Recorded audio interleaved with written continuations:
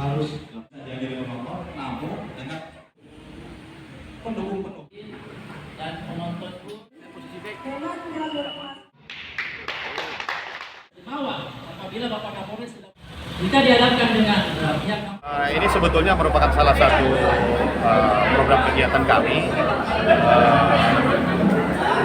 penjabaran dari program kegiatan Quick Win Presisi yang sudah digagas oleh Mabes Polri, yaitu diantaranya salah satunya merupakan kegiatan rumah curhat, dan kebetulan saat ini kita sedang menjelang salah satu pertandingan lanjutan dari kompetisi BRI Liga 1 PSM Makassar yang mungkin rencananya akan dilaksanakan di Stadion Gelora B.J. Habibie.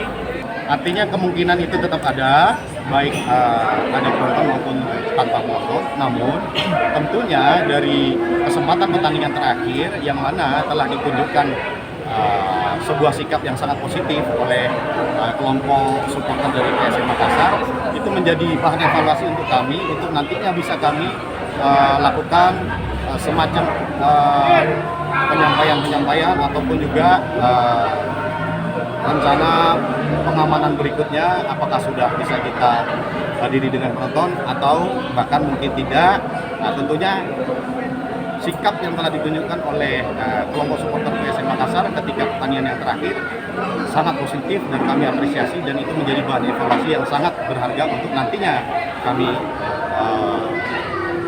menerapkan pada pertandingan berikutnya. Tetap ikuti.